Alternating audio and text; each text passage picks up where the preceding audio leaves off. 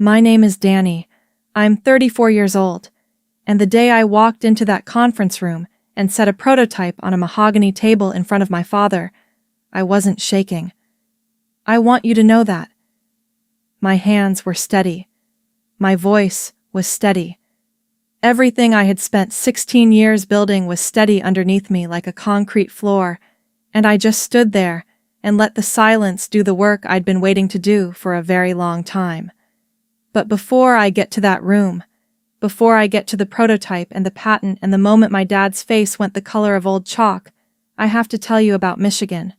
I have to tell you about the smell of machine oil and cold cereal and what it felt like to grow up in a house where the only questions that mattered were torque-related. We lived outside of Lansing in a house that always hummed. Not literally, though sometimes it felt that way, like the walls had absorbed decades of factory noise and just couldn't fully let it go. My dad, Ron Kowalski, ran Kowalski Precision Parts. His dad had started it with 2 lathes and a lease he could barely afford, and by the time my dad took over, it employed over 200 people and supplied components to 3 major automotive lines. My 2 older brothers, Pete and Tommy, grew up knowing they'd work there someday. That was never a question. That was just gravity. I grew up in the same house and felt something different pulling at me. I used to take things apart, not to fix them. My brothers did that. I took things apart to see how they were designed for a human hand. Why this knob was shaped like it was. Why this handle sat at that exact angle. I'd sit on the kitchen floor with a dismantled flashlight and think about who decided the grip should be ribbed, whether they'd tested it with gloves on, whether they'd thought about a kid holding it in the dark after a nightmare. I was 8. I didn't have words for it yet. But I felt it, the gap between something that worked mechanically and something that worked for a person. My mom, Linda, was gentle about it. She'd find me at the kitchen table sketching redesigns for the cereal box so it poured without spilling, and she'd just quietly set a glass of juice beside me and say, "You see things, baby." She died when I was 12. Breast cancer. Fast and merciless. And after that, the house became louder with tools and quieter with everything else. My dad didn't know what to do with a daughter who sketched. Pete was already apprenticing on the floor after school. Tommy could discuss tolerances over dinner like most kids discussed baseball. And then there was me, drawing revised packaging for the ketchup bottle and asking my dad why their factory floor layout made the workers walk an extra 100 yards per hour when a simple reconfiguration could save them 12 minutes per shift. He wasn't mean about it at first. He just looked at me like I was speaking a language that wasn't useful. "That's not how it works, Danny," he'd say, turning back to Pete, asking him about metal hardness ratings, already moving on. I was 16 when I told him I wanted to study industrial design. We were at dinner, the 3 of them with their elbows on the table, talking shop, and I said it clearly, laid out my reasoning, explained what industrial design actually was. My dad put down his fork. "Arts and crafts," he said. That was it. Just those 2 words, like a door swinging shut. Pete smirked. Tommy didn't even look up. "It's not," I said. "It's engineering informed by human behavior. It's making pretty shapes," my dad said.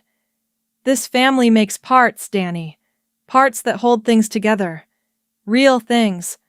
I don't know what to do with pretty shapes." I didn't cry at the table. I waited until my room. I sat on the floor with my back against the bed and pressed my palms hard against my eyes until the colors came, and I told myself that I would do it anyway. I would do it, and I would be so good at it that he would eventually have to acknowledge it. I was 18 when I enrolled at the College for Creative Studies in Detroit. My dad didn't drive me. He said, and I remember this word for word, because some sentences you store in your body, not your brain. He said, "When you graduate with that, Don't expect a position here, and I'm not carrying your insurance while you learn to draw." He took me off the family payroll, cut my health insurance, handed me $60 and a handshake like I was a contractor whose contract had ended. I drove myself to Detroit with my clothes and my drawing supplies in the back of a 2003 Civic that leaked Freon. Let me tell you about foam core. If you've never studied design, you don't know foam core the way a design student knows foam core. It's a whiteboard, light, cheap, easy to cut. You build models from it, prototypes, mock-ups that you hold in your hands and walk across campus with, awkward and proud, like you're carrying a newborn. My first year, I lived in a studio apartment in Hamtramck with 2 roommates and a radiator that clanked through February like it was trying to escape. I ate a lot of eggs. I worked 20 hours a week at a diner called The Anchor, where the coffee was always slightly scorched and the regulars tipped in exact change. I carried my models on the bus. That's the image that stays with me when I think about those years. Standing in the aisle of the 53 bus, my backpack on, a foam core prototype of a redesigned tool grip under my arm, trying not to bump it against the poles. People stared. I didn't mind. I was building something, even if it was just a model of something I believed in. My apartment smelled like spray adhesive and burnt coffee. That was my whole early 20s. That smell.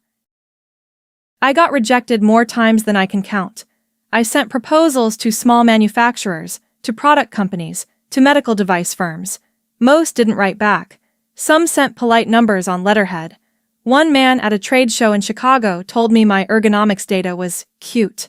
I thanked him through my teeth and went back to my hotel room and spent 3 hours at the desk reworking the pitch. I was 26 when I landed my first real contract. A small firm in Ann Arbor making portable blood pressure monitors. They needed a housing redesign because their current model was failing usability testing with older patients. The buttons were too small, the screen at the wrong angle for arthritic hands, the battery door requiring 2-finger precision that half their target market didn't have.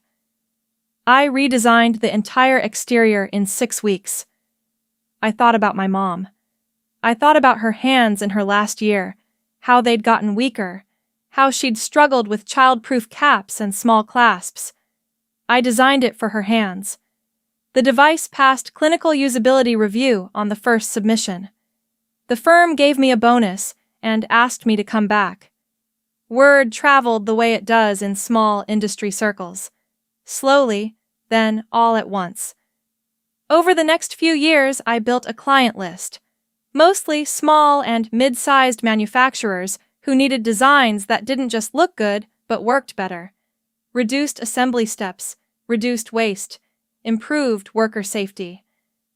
I got obsessive about the intersection between design and manufacturing efficiency. I started understanding factory floors the way I'd always understood products. Not just what they made, but how people moved through them, where the friction was, where time bled out through bad layout and complicated assembly. By the time I was 30, I had a studio, 12 people, a reputation, and a modular component system I'd spent 2 years developing, a set of standardized connectors and housing modules that could be adapted across product lines, reducing retooling costs and speeding up compliance redesigns when regulations shifted. It was the kind of thing that manufacturers with diverse product lines dreamed of, a system flexible enough to absorb regulatory changes without requiring full redesigns from scratch. I patented it. 3 patents, actually. My attorney, a woman named Vera, who wore the same 3 blazers in rotation and had a laugh like a car that wouldn't start, told me it was the most commercially solid IP she'd handled in years. I never called my dad to tell him. Here's the thing about the manufacturing world in Michigan. It's big, and it's small at the same time. Big in output, in employment, in legacy. Small in the way everyone knows everyone, in the way that rumors travel along supply chains like electrical current. So when a federal compliance regulation dropped targeting component sealing tolerances and thermal variance ratings in mid-range industrial equipment, it hit a lot of companies in overlapping ways. The new standards were precise and the phase-in window was short, 18 months. Companies whose product lines had been built on older specs suddenly had to either redesign or recall. Kowalski Precision Parts had a best-selling valve assembly series. Had been selling it for 11 years. Reliable, cost-efficient, respected in the industry. My dad was proud of it the way he was proud of things that lasted. Quietly, but completely. Like he'd built a wall and tested it with his shoulder and found it didn't move. The new regulation meant that wall moved. The valve assembly's thermal variance tolerance was out of compliance by a margin narrow enough to hurt. Narrow enough that it might have slipped through a less rigorous standard, but wide enough to trigger mandatory recall and potential supplier contract termination. Their largest buyer, an equipment distributor with 53 regional clients, sent a formal notice giving Kowalski 90 days to present a path to compliance or lose the contract. 90 days. In manufacturing, 90 days for a redesign with compliance documentation is not a lot of time. It's a sprint with a lawsuit chasing you. Their engineers started hunting for solutions. That's what engineers do. They hunt. They went to licensing brokers, looking for existing systems they could adapt, existing patents they could license rather than build from scratch. Time was the enemy, and licensing someone else's solved problem is always faster than solving it yourself. They found their way to a firm called Meridian Licensing Group. Meridian represented my patents. I found out about the inquiry on a Tuesday afternoon. I was sitting at my desk eating a sandwich. Turkey. Too much mustard. When Vera called me. She had that particular calm in her voice she got when something interesting was happening.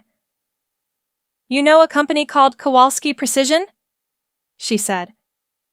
I put the sandwich down. "Yeah," I said. "I know them. They've approached Meridian about licensing your modular component system.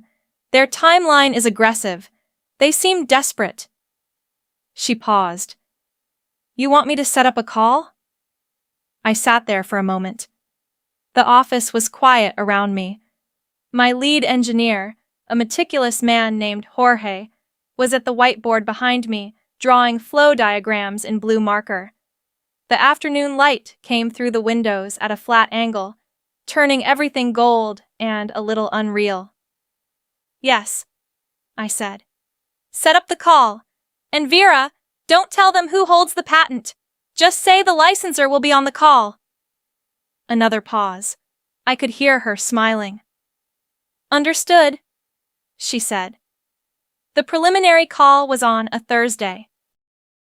I sat in my studio's conference room with a notepad, a pen, and a cup of coffee gone cold, listening to Kowalski's operations director, a man named Greg Farrow, describe their compliance problem in careful, clipped sentences.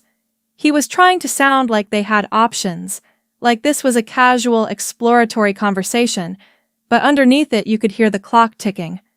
I'd heard that sound before. I'd been the one with the clock chasing me for years. My dad joined the call halfway through. I heard his voice before Greg introduced him. That specific cadence, the way he clipped his consonants like he was trying to save syllables for something more important. "Ron Kowalski," he said. "I wanted to hear this discussion firsthand." Then my brother Pete joined. Pete Kowalski, VP of Operations. I wrote both names in my notebook. Underlined them once, not angrily, just as a record. Greg was explaining their timeline when my dad interrupted. "Let me ask directly, what kind of adaptation time are we looking at with this system? Because I've heard that design-side solutions add a layer of complexity that slows the engineering team down." Greg tried to smooth it over, but my dad kept going. "Design people," he said, and I could hear the old tone, the old dismissal, dressed up now in business language, but fundamentally the same thing it had always been. "They want to optimize the feel of something when I need it to pass inspection. I've spent 30 years watching design consultants complicate what engineers have already solved." I wrote that down too. Design people. Complicate what engineers have already solved. Pete laughed. A short, comfortable laugh. The kind you make when you're agreeing with something you've heard your whole life. Pretty curves won't pass inspection, he said. We need something functional. Fast. I didn't say a word. I sat there with my pen on the notepad, and I breathed through it. The old contempt, familiar as that radiator in Hamtramck, clanking and useless, but somehow still running. I breathed through it, and I thought, good. Keep talking. I want to hear all of it. After the call, Vera told them the licensor would attend the formal licensing meeting in person in 2 weeks. She gave them a preliminary figure for the licensing fee, a standard commercial rate, the same rate we charged everyone. They countered lower. Vera held the line. I spent those 2 weeks preparing, not just the presentation, not just the prototype. I also closed a deal I'd been working on for 3 months, the acquisition of a small tooling company called Brandt Industrial in Flint. Brandt made specialized precision tooling for the exact kind of modular component applications my system required. They were a 4-person operation, aging owner looking to exit, not widely known outside a narrow corner of the industry. But if you were licensing my patent and trying to implement it in an accelerated timeline, Brandt's tooling capacity was the fastest possible path to production. Without it, you were looking at 6 to 8 weeks longer lead time while you sourced alternatives. And Kowalski didn't have 6 to 8 weeks. I signed the Brandt acquisition papers on a Wednesday. I didn't tell anyone outside my immediate team. I thought about my mom. I thought about her telling me I saw things. I thought about what she would make of this, the specific shape of it, and I think she would have laughed. Not meanly, but with the particular delight of someone watching a long story finally find its ending. The meeting was at a neutral office space downtown, one of those rental conference suites, beige carpet, and a long table that someone had tried to make look impressive with a potted plant in the corner. I arrived early. I set up the prototype on a stand at the end of the table where everyone would see it. It was clean work, a tight, elegant assembly, white and silver, the kind of thing that looked designed and also looked like it meant business. Both things were true. I stood by the windows when they came in. Greg Farrow first, then 2 engineers with laptops and printed compliance briefs. Then Pete, his face doing that half smile he always used in rooms where he was trying to project casual confidence. Then my dad. He looked older, not collapsed. My dad wouldn't allow himself to look collapsed, but older in the way that men who've spent 30 years in industrial buildings go older, like the fluorescence finally works into your skin. He had his reading glasses on a chain around his neck. I noticed that detail. He'd never worn them on a chain before. He looked at me the way you look at someone who seems familiar but out of context. Processing. Reordering. Then he placed me. I watched it happen in his face. The stillness, the shift, the particular way his jaw set when he was controlling a reaction. Danny, he said. Flat. Not quite a question, not quite a greeting. Hi, Dad, I said, just as flat. I gestured toward the table. Should we sit? Pete was already going pink above his collar. Greg Farrow looked confused and slightly alarmed, which was fair.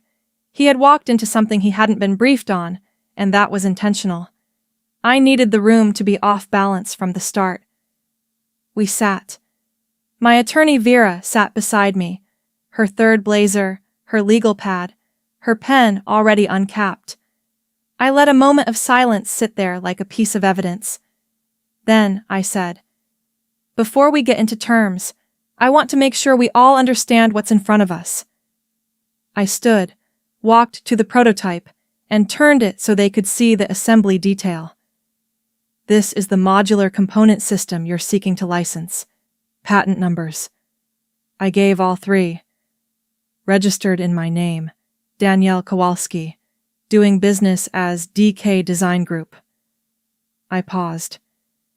This patent is mine. Pete made a sound.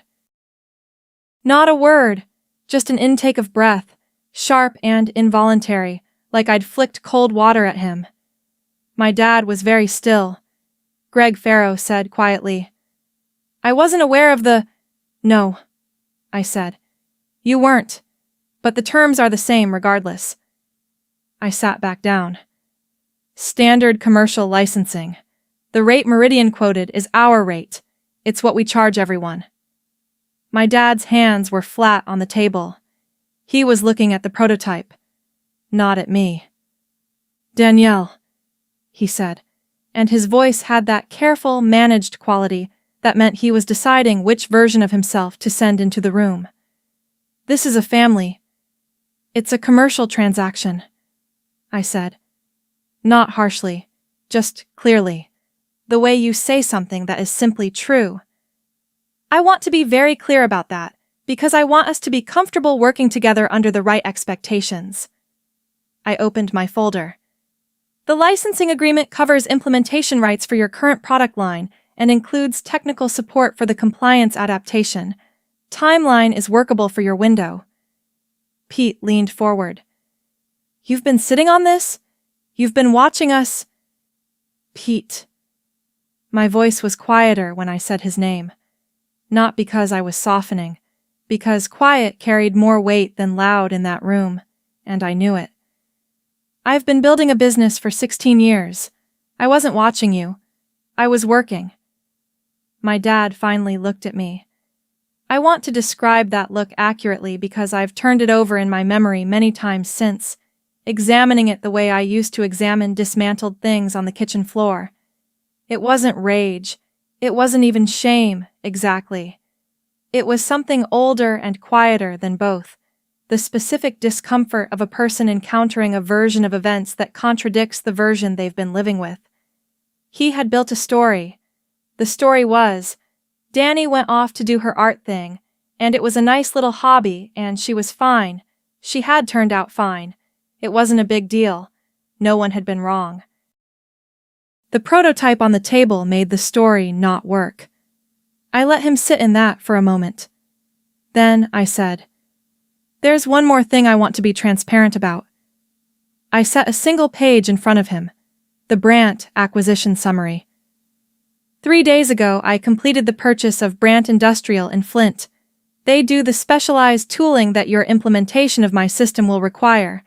Without their capacity, you're adding 6 to 8 weeks to your production timeline, given your 90-day window.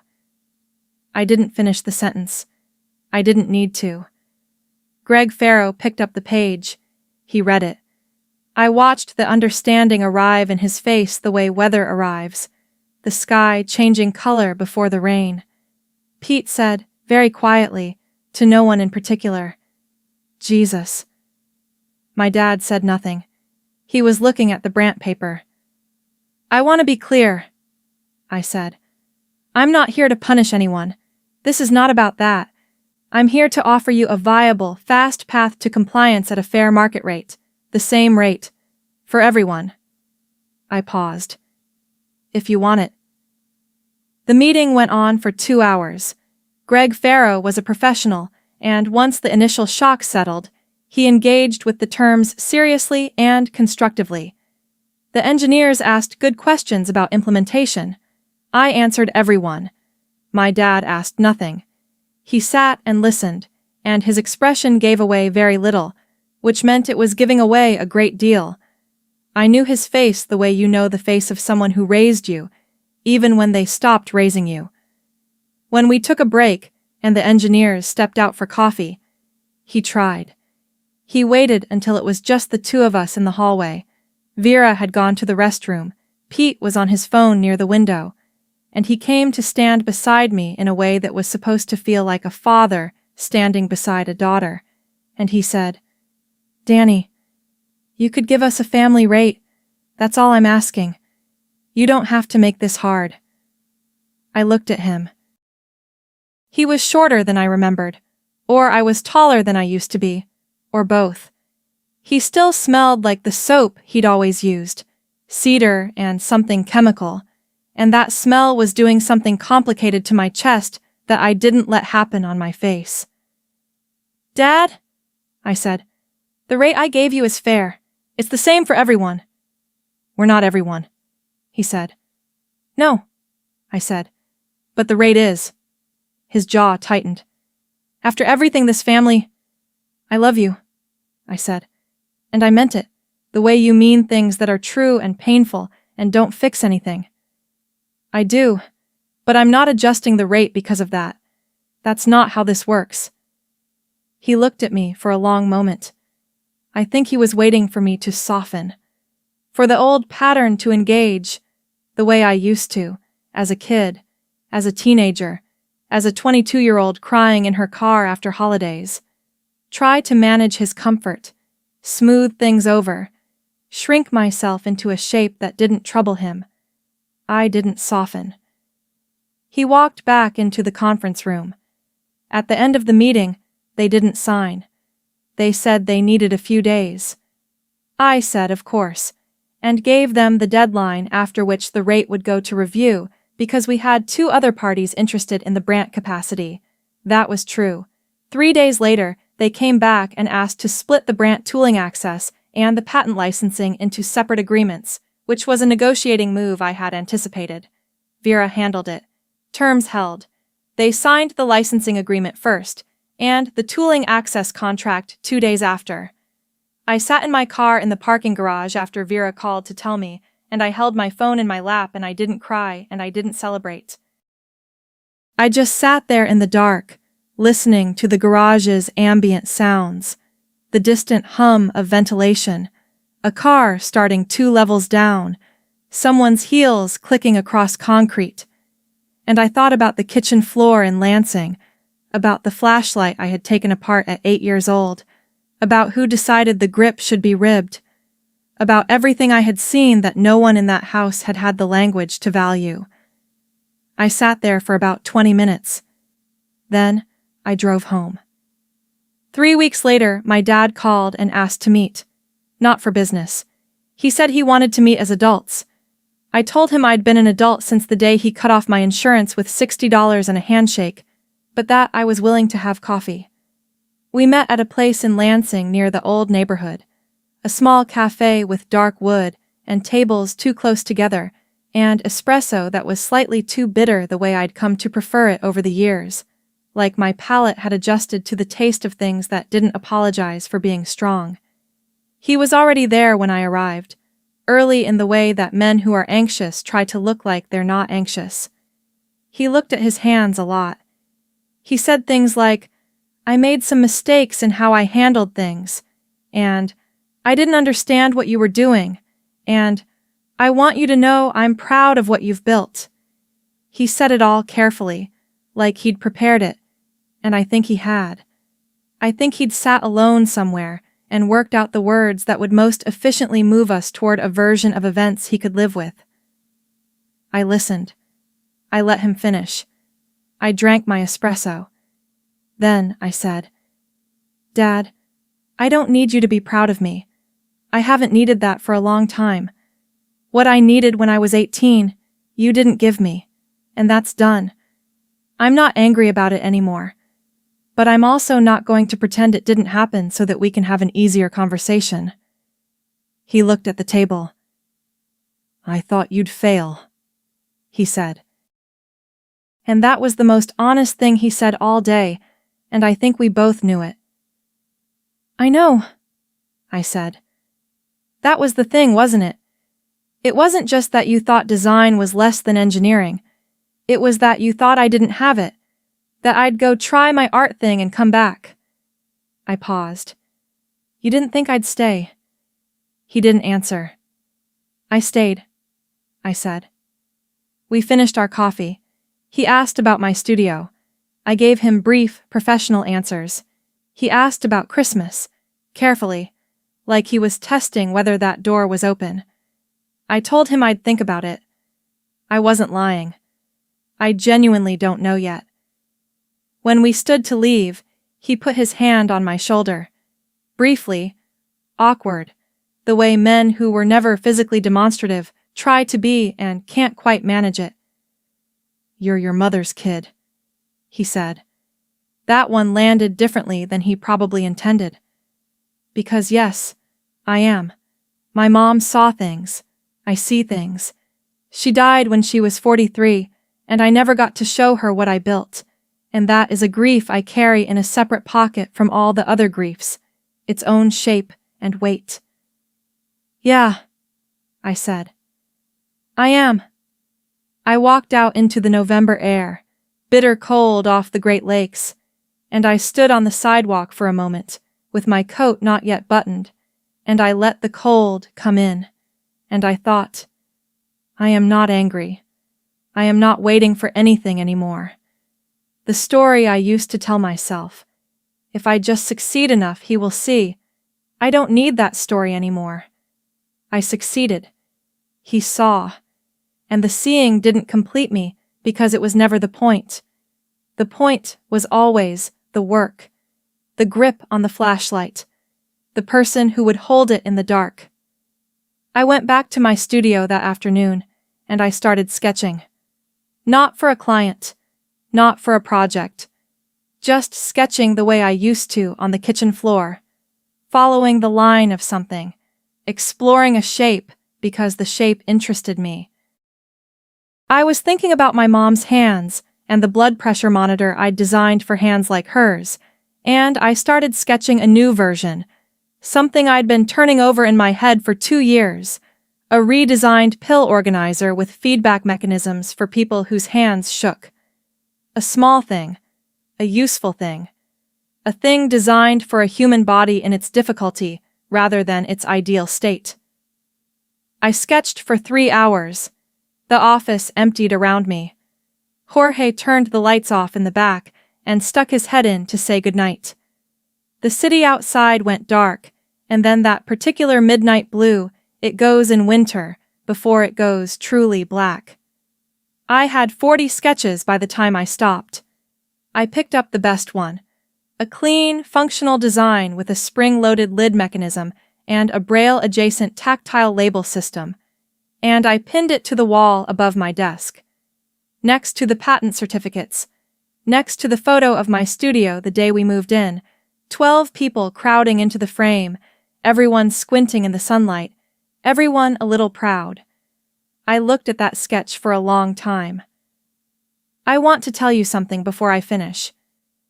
When I was on that bus in Detroit with a foam core model under my arm, there were people on that bus who looked at me and looked away.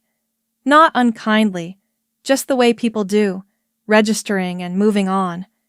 And I used to think about what I looked like to them. A young woman with an awkward object and a backpack and shoes that needed replacing, going somewhere uncertain. What I was, actually, was a person with a thing she'd made. A model of something she believed in, that didn't exist yet, that she was carrying toward a place where it might. That's what I was. That's what I always was. The design world teaches you that the person who will use your product is not an abstraction. They are specific. They have arthritic hands or tired eyes or a grip that slips in cold weather. They are your mom at 40 with her hands weakening, unable to open a child-proof cap. They are real and they are worth designing for. And when you design for them, you are making an argument that they matter, that their difficulty is worth solving, that their body as it actually is, not as it ideally is, deserves to be accommodated by the things around them. My father built products that worked. I don't diminish that. Metal that held, tolerances that passed, components that performed. He built things that worked. I build things that work for someone. That distinction cost me my place at the family table. It also built everything I have. I don't know how to tell you that's fair, because it isn't. Exactly. It costs something real. But I would do it again. Carry the model on the bus, smell like spray adhesive, eat the too strong espresso. I would do every year of it again for the patent on the table, and the sketch on the wall, and the 40 designs I made that afternoon for my mother's hands. Here's what I know now that I didn't know at 18. My worth was never something he held. He thought he held it. I thought he held it. We were both wrong. Worth isn't granted by the person at the head of the table. It isn't given to you when they finally see you. You build it the way you build anything real, with time and repetition and the willingness to carry the model a little further, even when your arms are tired. I left the cafe that November afternoon with bitter espresso on my tongue and cold air on my face, and I wasn't angry, and I wasn't celebrating, and I wasn't waiting. I was just a woman who saw things, going back to work. Before you go, tell me where you're listening from and what you carry. Because that thing you've been told isn't worth anything? The sketch you kept making even when no one watched? The shape you saw that no one had the language for? That's not arts and crafts. That's the work. And the work doesn't need permission. It never did.